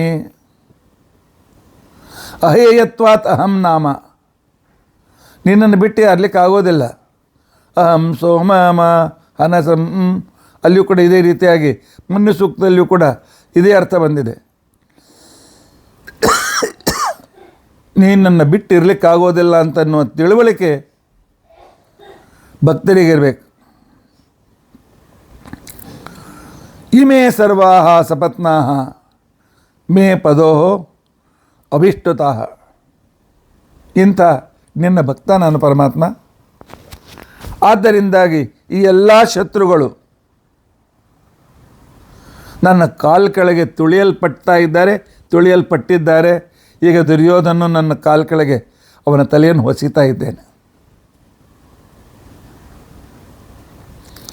ಆದ್ದರಿಂದಾಗಿ ಪರಮಾತ್ಮ ನಿನ್ನ ಅನುಗ್ರಹದಿಂದ ಎಲ್ಲ ಶತ್ರುಗಳ ಮೇಲೆ ನಾನು ವಿಜಯವನ್ನು ಸಂಪಾದಿಸಿದ್ದೇನೆ. ಅಹಮಸ್ಮಿ ಸಪತ್ನಹೇಂದ್ರ ಇವಾರಿಷ್ಟೋ ಅಕ್ಷತಃ ಅಧಃ ಸಪತ್ನಾಮೇ ಪದೋರಿಮೇ ಸರ್ವೇ ಅಭಿಷ್ಟಿತಾ.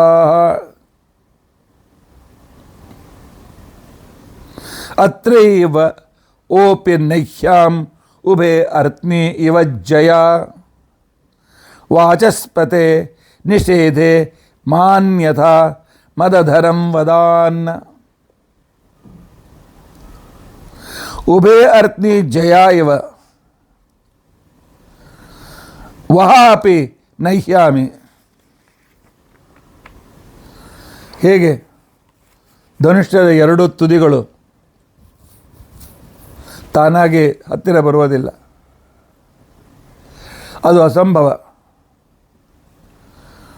ಆದ್ದರಿಂದಾಗಿ ಅದನ್ನು ಎಳೆದು ಕಟ್ಟಬೇಕಾಗ್ತದೆ.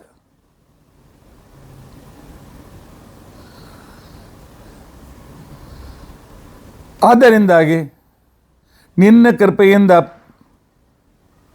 ಪರಮಾತ್ಮ ಉಭಯ ಪಾಂಡವ ಸೈನ್ಯವನ್ನು, ಅವನು ಕೌರವ ಸೈನ್ಯವನ್ನು ಜಯ ಇವ ನಹ್ಯಾಮಿ, ಎರಡರ ಮೇಲೂ ನನ್ನ ಕಂಟ್ರೋಲ್ ಇದೆ, ಎರಡನ್ನು ಸರಿಯಾಗಿ ಕಟ್ಟಿ ಹಾಕ್ತೇನೆ. ಅತ್ರೈವ ಚಲಿತಮಪಿ ನ ಮುಂಚಾಮಿ,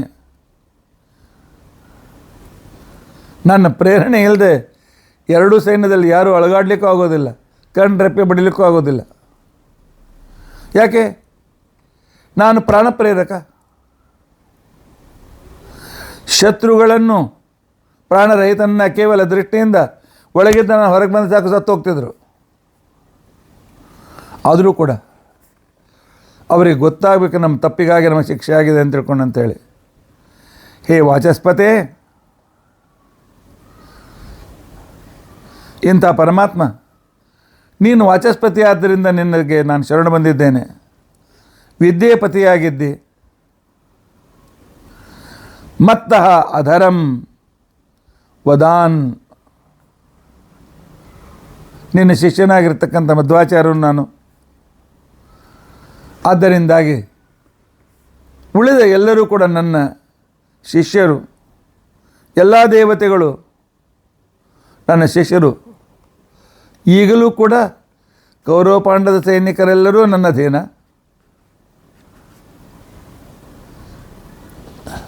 ಮುಂದಿನ ಅವತಾರದಲ್ಲಿ ಮಧ್ವಾವತಾರದಲ್ಲಿಯೂ ಕೂಡ ಎಲ್ಲರೂ ನನ್ನ ಅಧೀನರೇ. ನಾನು ಜೀವೋತ್ತಮ. ಇಂಥ ನನ್ನನ್ನು ನೀನು ಸತ್ಕಾರ್ಯದಲ್ಲಿ, ಈ ದುಷ್ಟ ಕಾರ್ಯಗಳಲ್ಲಿ ಪ್ರೇರಿಸು ಪರಮಾತ್ಮ ಅಂತ ಕೇಳ್ಕೊಳ್ತಾ ಇದ್ದಾರೆ ಭೀಮಸೇನ ದೇವರು. ಅತ್ರೈವ ಓಪನಹ್ಯಾಂ ಉಭೇ ಅರ್ತ್ನಿ ಇವ ಜಯ. ಉಭೇ ಅರ್ತ್ನಿ, ಧನುಷ್ಯದ ಎರಡೂ ತುದಿಗಳನ್ನು ಜಾದಿಂದ ಕಟ್ಟುವಂತೆ ಕೇವಲ ನನ್ನ ಸಾಮರ್ಥ್ಯದಿಂದ ಎರಡನ್ನೂ ಕೂಡ ನಾನು ಕಂಟ್ರೋಲ್ ಮಾಡ್ತಾ ಇದ್ದೇನೆ. ವಾಚಸ್ಪತೆ, ವೇದವ್ಯಾಸ ರೂಪಿಯಾಗಿ ಮುಂದೆ ಅವತರಿಸುವ ಶ್ರೀಕೃಷ್ಣ, ನಿಷೇಧೆ ಮಾನ್ಯತಾ ಮದಧರಂ ವದಾನ್. ನಾನೀಗ ಸದ್ಯಕ್ಕೆ ಅವರನ್ನು ಸಂಪೂರ್ಣ ನಿರ್ಜೀವನನ್ನಾಗಿ ಮಾಡಲಿಕ್ಕೆ ಸಾಧ್ಯತೆ ಇದೆ. ಆದರೆ ಇವರೆಲ್ಲರೂ ಕೂಡ ನನ್ನ ಅಧೀನರಾಗುವಂತೆ ಪರಮಾತ್ಮ ಅನುಗ್ರಹ ಮಾಡು. ಇದರರ್ಥ ನನ್ನ ಅಧೀನ ಇಟ್ಕೊಂಡು ನಾನು ಪರಿಣಾಮ ಮಾಡದಂತೆ ಇವರು ವ್ಯವಹರಿಸಲಿ ಅಂತಿಕೊಂಡಂತನ್ನೋ ರೀತಿಯಲ್ಲಿ ಭೀಮಸೇನ ಪ್ರಾರ್ಥನೆ ಮಾಡಿಕೊಳ್ತಾ ಇದ್ದಾನೆ. ಅಭಿಭೂರಹಂ ಆಗಮಂ ವಿಶ್ವಕರ್ಮೇಣ ಧಾಮ್ನ ಆವಶ್ಚಿತ್ತಮ ವ್ರತಮ ಓಹಂ ಸಮಿತಿಂ ದದೆ. ಆದರೆ ಈ ಶಕ್ತಿ ನಿನ್ನಿಂದ ಪರಮಾತ್ಮ. ವಿಶ್ವಕರ್ಮ ಜಗತ್ತಿನ ಸೃಷ್ಟಿ, ಸ್ಥಿತಿ, ಲಯ, ನಿಯಮನ, ಜ್ಞಾನ, ಅಜ್ಞಾನ, ಬಂಧ, ಮೋಕ್ಷ ಇವೆಲ್ಲವನ್ನು ಕೂಡ ಮಾಡ್ತಕ್ಕಂಥವನು ನೀನು ಪರಮಾತ್ಮ. ಧಾಮ್ನ ಆಜ್ಞಪ್ತಃ ಅಹಂ, ಈ ಶತ್ರುಗಳನ್ನು ನಾಶಪಡಿಸುವಂತ ನೀನೇ ನನಗೆ ಆಜ್ಞೆ ಮಾಡಿದ್ದೆ. ಹೋಗು ಭೀಮ, ವಾಯು ಅವತಾರ ತಗೋ, ಕೌರವರನ್ನು ಸದೆಬಡೆ ಅಂತ ತಿಳ್ಕೊಂಡಂತ ಆಜ್ಞೆ ಮಾಡಿದ್ದರಿಂದ ನಾನು ಭೂಮಿಗೆ ಬಂದಿದ್ದೇನೆ. ಯಾಕೆಂದರೆ ನೀನು ಧಾಮನ್, ಸರ್ವಶ್ರೇಷ್ಠರಾಗಿರ್ತಕ್ಕಂಥ ವ್ಯಕ್ತಿ, ಜಗದ್ಧಾರಕ. ನಿನ್ನಿಂದ ನಾನು ಅಜ್ಞಪ್ತನಾಗಿದ್ದೇನೆ.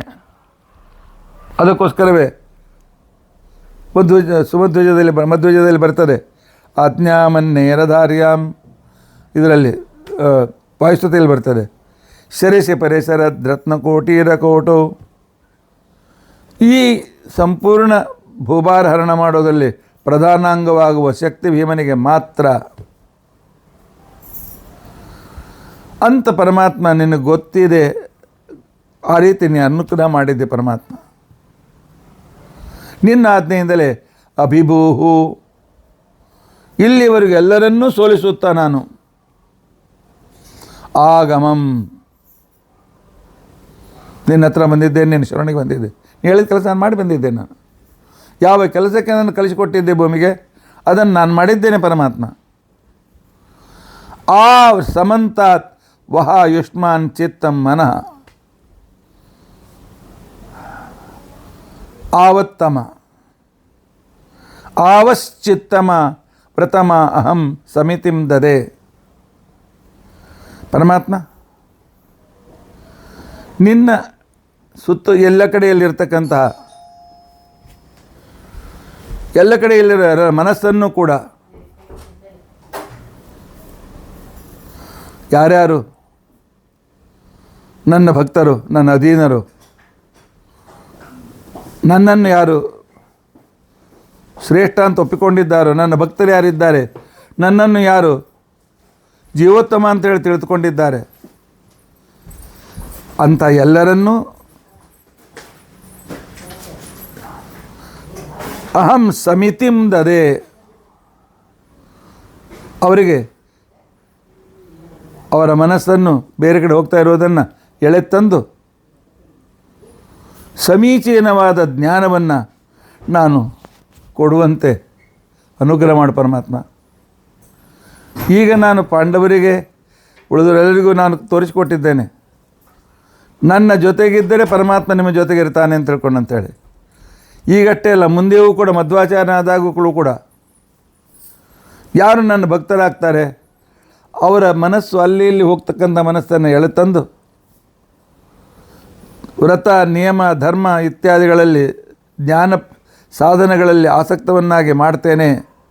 ಮಾಡಿ ಬರೋದಿಲ್ಲ, ಆಸಕ್ತನಾಗಿಲ್ಲ, ಸಮಿತಿಂದದೆ ಸಮ್ಯಕ್ ಇರ್ತಕ್ಕಂಥ ಒಳ್ಳೆಯ ಜ್ಞಾನವನ್ನು ಕೂಡ ಕೊಡ್ತೇನೆ. ಈ ಇಣ್ಗತವು ಸಮೀಚೀನವಾಗಿರ್ತಕ್ಕಂಥ ಜ್ಞಾನಫಲಭೂತವಾದ ಜ್ಞಾನವನ್ನು ಕೊಡ್ತೇನೆ. ಮುಂದೆ ನಿನ್ನ ಅನುಗ್ರಹದಿಂದ ಅವರಿಗೆ ಸದ್ಗತಿಯನ್ನು ಕೊಡ್ತೇನೆ. ಯಾಕೆ? ಭಗವದಾಜ್ಞೆಯ ಮೋಕ್ಷದಾತೃತ್ವ ನನ್ನ ಕೈಯಲ್ಲಿ ನೀನು ಪರಮಾತ್ಮನ ಕೊಟ್ಟಿದ್ದಿ. ಭಗವದಾಜ್ಞೆಯ ಮೋಕ್ಷದಾತೃತ್ವ ನನಗೆ ಕೊಟ್ಟಿದ್ದಿ. ಆದ್ದರಿಂದ ಪರಮಾತ್ಮ ನಾನು ಸರ್ವೋತ್ತಮನಾದ ಅನುಗ್ರಹದಿಂದ ಇಲ್ಲಿವರೆಗೂ ಎಲ್ಲರನ್ನೂ ನಾಶಪಡಿಸಿ ಸಜ್ಜನರನ್ನು ನಿನ್ನ ಭಕ್ತರನ್ನಾಗಿ ಮಾಡದಂತೆ ಮುಂದೂ ಕೂಡ ಸಜ್ಜನರನ್ನು ಪೀಡಿಸುವ ಎಲ್ಲ ಶಕ್ತಿಯನ್ನು ನಾಶಪಡಿಸಿ ಅವರ ಮನಸ್ಸು ಒಳ್ಳೆಯ ಜ್ಞಾನದಲ್ಲಿ ಇರುವಂತೆ ಮಾಡ್ತೇನೆ. ಅನುಗ್ರಹಿಸು ಪರಮಾತ್ಮ ಅಂತಕೊಂಡು ಕರೀತಾರೆ. ಇಲ್ಲಿವರೆಗೆ ಮಾಡಿದ್ದನ್ನು ಸಮರ್ಪಣೆ ಮಾಡ್ತಾ ಇದ್ದಾರೆ, ಮುಂದೆ ಮಾಡೋದನ್ನು ಸಂಕಲ್ಪ ಮಾಡ್ತಾ ಇದ್ದಾರೆ. ಮುಂದೆ ಮಧ್ವಾಚಾರ್ಯದಲ್ಲಿ ಮಾಡ್ತಕ್ಕಂಥದ್ದನ್ನು ಈಗಲೇ ಸಂಕಲ್ಪ ಮಾಡ್ತಾ ಇದ್ದಾರೆ. ಯೋಗಕ್ಷೇಮಂ ಆದಾಯಾಹಂ ಭೂಯಾಸಂ ಉತ್ತಮ ಆಭೋ ಮೂರ್ಧಾನಮಕ್ರಮೀತ ಅಧಸ್ವದಾನ್ ಉದ್ಗತ ಮಂಡೂಕ ಇವೋದಕಾನ್ ಮಂಡೂಕ ಉದಕಾದಿವ. ಋಗ್ವೇದದ 10ನೇ ಮಂಡಲದ 166ನೇ ಶ್ಲೋಕ ಸೂಕ್ತದ 5 ಋಕ್ಕುಗಳ ಈ ಸೂಕ್ತ. ಯೋಗಕ್ಷೇಮಂ ಕಾಮ್ಯ ತಪದಿಂದ ಬಂದಿರತಕ್ಕಂತಹ ಫಲವನ್ನು ಭಕ್ತರಲ್ಲಿ ಇಟ್ಟು ಆನಂತರ ಉತ್ತಮಂ ಭೂಯಾಸಂ ಆ ಪುಣ್ಯದ ಪ್ರಭಾವದಿಂದ ಉತ್ತಮ ಜ್ಞಾನ ಇವರಿಗಾಗುವಂತೆ ನಾನು ಅವರಿಗೆ ಪ್ರೇರಣೆ ಮಾಡ್ತೇನೆ. ಎಷ್ಟೋ ಸಂದರ್ಭದಲ್ಲಿ ನ ವೇದೇನ ನ ತಪಸ, ವೇದ ತಪಸ್ಸು ನಿಯಮ ವ್ರತ ಯಾವುದನ್ನು ದೇವರು ಸಿಕ್ಕೋದಿಲ್ಲ ಅಂತಕೊಂಡು ಬರ್ತದೆ. ಹೌದು, ಇವೆಲ್ಲವೂ ನಮಗೆ ಉತ್ತಮ ಜ್ಞಾನ ಕೊಡುವುದಕ್ಕೋಸ್ಕರ ಸಹಾಯಕವಾಗುತ್ತವೆ. ಇವೆಲ್ಲವೂ ನಮಗೆ ಜ್ಞಾನದ ಕಾಮ್ಯ ಕರ್ಮದ ಫಲಗಳು ಮನಃಶುದ್ಧಿಯನ್ನು ತಂದುಕೊಟ್ಟು ಜ್ಞಾನ ಮಾರ್ಗಕ್ಕೆ ನಮ್ಮನ್ನು ಹಚ್ಚುತ್ತವೆ. ಆಗ ನಾವು ಪರಮಾತ್ಮನ ಕಡೆ ಹೋಗ್ತೇವೆ. ನಾನು ನನ್ನ ಭಕ್ತರ ಉಳಿದ ಪುಣ್ಯಗಳನ್ನೆಲ್ಲ ತೆಗೆದುಕೊಂಡು ಅದರಿಂದ ಜ್ಞಾನ ಹುಟ್ಟುವಂತೆ ನಾನು ಮಾಡಿ ಅವರಿಗೆ ನಾನು ಅನುಗ್ರಹವನ್ನು ಮಾಡ್ತೇನೆ. ಆವೋ ಮೂರ್ಧಾನಮ್ಮ ಕ್ರಮೀಂ. ಇನ್ನು ಈಗ ಹೇಗೆ ಎಲ್ಲರನ್ನೂ ದುಷ್ಟರನ್ನು ಕೊಂದು ಈಗ ದುರ್ಯೋಧನನ ತಲೆಯನ್ನು ನನ್ನ ಕಾಲಿನಿಂದ ಹೊಸಿತಾ ಇದ್ದೇನೆ, ಅದೇ ರೀತಿಯಾಗಿ ಮುಂದೂ ಕೂಡ ದುರ್ವಾದಿಗಳನ್ನು ಕಾಲ ಕೆಳಗೆ ಹಾಕಿ ಸೋಲಿಸ್ತೇನೆ. ಅದಸ್ಮದಾನ್ವ ಉದ್ಗತತಃ. ನನ್ನ ಕಾಲ ಕೆಳಗೆ ಅವರನ್ನು ಹೊಸಿತಿರುವಾಗ ಉದ್ವದತ. ಈ ದುರ್ಯೋಧನ ಹೆಂಗೆ ಚೀರ್ಲಿಕ್ಕತ್ತಾನೆ, ಬಿಡು ಬಿಡು ಬಿಡು ಅಂತೇಳಿ ಚೀರ್ಲಿಕ್ಕತ್ತಾನಲ್ಲ, ಇದೇ ರೀತಿಯಾಗಿ ಎಲ್ಲ ಶತ್ರುಗಳು ನಿನ್ನ ಅನುಗ್ರಹದಿಂದ ಪರಮಾತ್ಮ, ಎಲ್ಲ ಶತ್ರುಗಳು, ಎಲ್ಲ ಸಂಪೂರ್ಣ ವಿರುದ್ಧವಾಗಿರ್ತಕ್ಕಂಥ ವಾದಿಗಳು, ದುರ್ವಾದಿಗಳು ಅಂತೇನಿದ್ದಾರೆ, ಇವರು ನನ್ನ ಕಾಳ ಕೆಳಗೆ ಸಿಕ್ಕು ಆಕ್ರೋಶವಾಗಿ ಮಾಡುವಂತೆ ಮಾಡು ಪರಮಾತ್ಮ. ನನ್ನ ಭಕ್ತರಿಗೆ ಜ್ಞಾನ ಕೊಟ್ಟು ನಾನು ಉದ್ಧಾರ ಮಾಡ್ತೇನೆ. ಇಂಥವರನ್ನು ಕೆಳಗೆ ಹಾಕಿ ಅವರು ಚೀರುವಂತೆ ನಾನು ಮಾಡಿ ಅವರಿಗೆ ಅತ್ಯಂತ ಭೀಕರ ಮರಣವನ್ನು ಕೊಡ್ತೇನೆ ಅಂತೇಳಿ ಇದೇ ಮಾತನ್ನು ವಾಯುಸ್ತುತಿಯಲ್ಲಿಯೂ ಕೂಡ ತ್ರಿವಿಕ್ರ ಪಂಡಿತಾಚಾರ್ಯ ಹೇಳ್ತಾರೆ. ಆಕ್ರೋಶಂತೋ ನಿರಾಶ ಭಯಭರ ವಿವಶ ಶ್ವಾಸಯಾಚ್ಛಿನ್ನದರ್ಪ ವಾಶಂತೋ ದೇಶನಾಶತ್ ಇತಿಪತ ಕುದಿಯಾಂ ನಾಶಮಾಶಾದಶಾಸು ಧಾವಂತೋ ಶ್ಲೀಲಶೀಲ ವಿತದಶ ಪದಶ ಶಾಂತಶೌರ್ಯ ತ್ವದ್ವ್ಯಾಖ್ಯಾ ಸಿಂಹನಾದೆ ಸಪತಿ ದದರ್ಶರೆ ಮಾಯ ಗೋಮಾಯವಸ್ತೆ. ಭೀಮನೇ ಅದೇ ಶರೀರದಿಂದ ಮಧ್ವರಾಗಿ ಬಂದವನು, ಶರೀರ ಚೇಂಜ್ ಮಾಡಲಿಲ್ಲ. ಭೀಮನ ಶರೀರವೇ ಮಧ್ವಾಚಾರ್ಯರ ಶರೀರ. ಆಗ ಅದಕ್ಕೋಸ್ಕರ ಭೀಮನಂತೆ ಅವರ ಪರ್ಸನಾಲಿಟಿ ಇತ್ತು. ಆದ್ದರಿಂದಾಗಿ ಭೀಮ ಎಲ್ಲೂ ಹೋಗಲಿಲ್ಲ, ಮಧ್ವರೂಪದಿಂದ ಪುನಃ ಭೂಮಿಗೆ ಬಂದಿದ್ದಾನೆ. ಆದ್ದರಿಂದ ಇದೊಂದು ವೈಶಿಷ್ಟ್ಯ. ಅದಕ್ಕೆ ಎರಡೂ ಅವತಾರದ ಇಲ್ಲಿವರೆಗೂ ಮಾಡಿದದನ್ನು ಕೃಷ್ಣಾರ್ಪಣ, ಇನ್ನು ಮಾಡುವುದನ್ನು ಸಂಕಲ್ಪಯ ಮಾಸ ಸಶುದ್ಧ ಬುದ್ಧಿ ಅಂತ ತಿಳ್ಕೊಂಡಂಥೇಳಿ ಹೇಳಿದಂತೆ ವಾಯುಸ್ತುತಿಯಲ್ಲಿ ಹೇಳಿದಂತೆ ಮುಂದೆ ಮಾಡ್ತಕ್ಕಂಥ ಶತ್ರು ವಿನಾಶವನ್ನು ವಾಯುದೇವರು ಸಂಕಲ್ಪ ಮಾಡಿದ್ದಾರೆ. ಆ ಸಂಕಲ್ಪ ಈ ಋಷಭ ಸೂಕ್ತದಲ್ಲಿ ಕಂಡುಬರ್ತದೆ. ಇಂಥ ಒಂದು ಋಷಭ ಸೂಕ್ತವನ್ನು ನಾವು ಹೇಳ್ತಾ ಇದ್ದರೆ ನಮ್ಮ ಶತ್ರುಗಳು ಎಲ್ಲ ಕಾಲದಲ್ಲಿಯೂ ದೂರ ಓಡಿ ಹೋಗ್ತಾರೆ. ಯಾವ ಶತ್ರುಗಳ ಅಧೀನ ನಾವು ಆಗೋದಿಲ್ಲ. ಇದನ್ನು ನಾವು ಚೆನ್ನಾಗಿ ಅರ್ಥ ಮಾಡಿಕೊಳ್ಬೇಕು. ಸೂಕ್ತವನ್ನು ಕಂಡ ಭೀಮ ಭಗವಂತನಿಗೆ ದುರ್ಯೋಧನ ಅಂತನ್ನೋ ಪಶುವನ್ನು ಅಲ್ಲಿ ಸಮರ್ಪಣೆ ಮಾಡಿದ್ದಾನೆ. ಹೌದು, ಅಲ್ಲಿಯೂ ಕೂಡ ಅಲ್ಲಿ ನರಸಿಂಹದೇವರನ್ನು ವರ್ಣನೆ ಮಾಡಿದ್ದಾನೆ. ಇಲ್ಲಿ ಸರ್ವೋತ್ತಮನಾಗಿರ್ತಕ್ಕಂಥ ಶ್ರೀಕೃಷ್ಣನನ್ನು ವರ್ಣನೆ ಮಾಡಿದ್ದಾನೆ. ಶ್ರೀಕೃಷ್ಣನು ಕೂಡ ಶಾಂತರೂಪನೂ ಹೌದು, ರಾಮಕೃಷ್ಣ ರೂಪಗಳಲ್ಲಿ. ಅದೇ ಪರಮಾತ್ಮ ನರಸಿಂಹ, ವರಾಹ ನರಸಿಂಹಾದಿ ರೂಪಗಳಲ್ಲಿ ಅಷ್ಟೇ ಉಗ್ರನೂ ಹೌದು. ತಾತ್ಪರ್ಯ ಇಷ್ಟೇ, ಭೀಮಸೇನ ದೇವರು ಭಗವಂತನನ್ನು ಸದಾ ಚಿಂತನೆ ಮಾಡ್ತಕ್ಕಂಥ ವ್ಯಕ್ತಿಗಳು, ಒಂದು ಕ್ಷಣ ಬಿಡೋದಿಲ್ಲ. ಪ್ರತಿಯೊಂದು ಕ್ರಿಯೆಯಲ್ಲಿಯೂ ಪರಮಾತ್ಮನನ್ನು ಕಾಣ್ತಕ್ಕಂಥ ವ್ಯಕ್ತಿಗಳು. ನಿಜವಾಗಿ ಇಂಥ ಸಂದರ್ಭದಲ್ಲಿ ಸಿಟ್ಟು, ಆಕ್ರೋಶ, ನಾನಷ್ಟು ತನ್ನ ಸಮಾನ ಯಾರಿಲ್ಲ ಅಂತನೋ ಅಹಂಕಾರ, ಇವೆಲ್ಲ ಬರಬೇಕು. ಆದರೆ ಭೀಮಸೇನ ದೇವರಿಗೆ ಎರಡೂ ಬರೆದ. ದುಶ್ಯಾಸನನ್ನು ಕೊಂದಾಗಲೂ ಬರಲಿಲ್ಲ, ದುರ್ಯೋಧನನ್ನು ಕೊಲ್ಲುವಾಗಲೂ ಈ ರೀತಿಯಾಗಿ ಅವನ ತಲೆಯನ್ನು ವಶಕ್ಕೆ ಹಾಕುವಾಗಲೂ ಬರಲಿಲ್ಲ. ಆಗ ಅವನಿಗೆ ಬಂದದ್ದಷ್ಟೇ, ಅವರ ಎದುರಿಗೆ ಬಂದ ಪರಮಾತ್ಮನ ಆ ರೂಪಗಳು. ಅಲ್ಲಿ ನರಸಿಂಹ ರೂಪ, ಇಲ್ಲಿ ಎದುರಿಗಿದ್ದ ಕೃಷ್ಣನನ್ನೇ ಎರಡು ವಿಧವಾಗಿ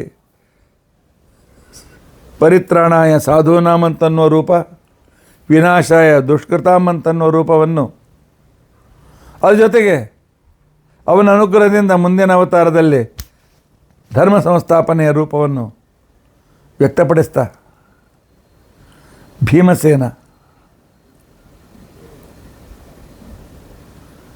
ದೇವರನ್ನು ಸ್ತೋತ್ರ ಮಾಡಿದ್ದಾನೆ. ದ್ರೌಪದಿ ಕಥೆ ಹೇಳೋದು ಬಿಟ್ಟು ಭೀಮಸೇನ ಕಥೆ ಹೇಳ್ತಾ ಇದ್ದಿರಲ್ಲ ಅಂತ ಓದಿದ್ರು. ದ್ರೌಪದಿ ಯುದ್ಧದ ಸಂಪೂರ್ಣವನ್ನು ತನ್ನ ಜ್ಞಾನದೃಷ್ಟಿಯಿಂದ ನೋಡ್ತಾ ಇದ್ಳು. ಧೃತರಾಷ್ಟ್ರನಿಗೆ ಸಂಜಯ ಬೇಕಾಯಿತು, ದ್ರೌಪದಿಗೆ ಯಾರು ಬೇಕಾಗಿರಲಿಲ್ಲ. ಯಾವಾಗ ದುರ್ಯೋಧನ ಓಡಿ ಹೋದ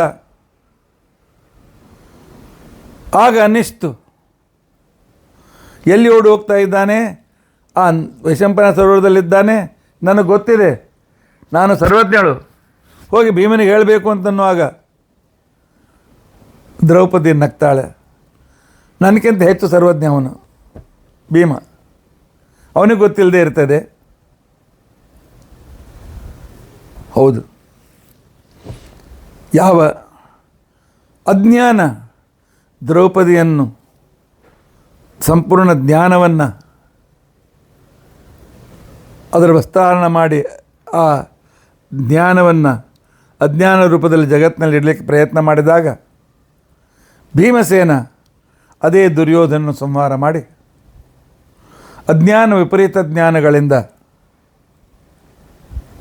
ದ್ರೌಪದಿಯನ್ನು ಸಂರಕ್ಷಣೆ ಮಾಡಿದ್ದಾನೆ, ತತ್ವಜ್ಞಾನವನ್ನು ರಕ್ಷಿಸಿದ್ದಾನೆ. ಅಂದು ಮೂರ್ತಿಮತ್ತಾದ ದ್ರೌಪದಿಗೆ ಮೂರ್ತಿಮತ್ತಾಗಿ ವಿರೋಧ ಮಾಡಿದ ದುರ್ಯೋಧನನ್ನು ಕೊಂದರೆ, ಕಲಿಯುಗದಲ್ಲಿ ಅಜ್ಞಾನ ರೂಪದಿಂದ ತಾನು ಸರ್ವವಿದ್ಯಾ ತತ್ವಜ್ಞಾನದ ಮೇಲೆ ಆಕ್ರಮಣವನ್ನು ಮಾಡಿದ ಕಲಿ ಮತ್ತು ಕಾಲನೇಮಿ ಮತ್ತು ಇನ್ನು ಅನೇಕ ರೀತಿಯಾಗಿರ್ತಕ್ಕಂತಹ ಅಸುರರ ವಿಚಾರಗಳನ್ನು ಭೀಮಸೇನ ಖಂಡನೆ ಮಾಡಿ ಅವರ ವಿಚಾರಗಳನ್ನು ಖಂಡಿಸ್ತಾ ಆ ವ್ಯಕ್ತಿಗಳು ಕೂಡ ಇಲ್ಲದಂತೆ ಮಾಡಿರ್ತಕ್ಕಂಥ ವ್ಯಕ್ತಿ ಶ್ರೀಮದಾಚಾರ್ಯರು, ವಾಯುದೇವರು, ಭೀಮಸೇನ.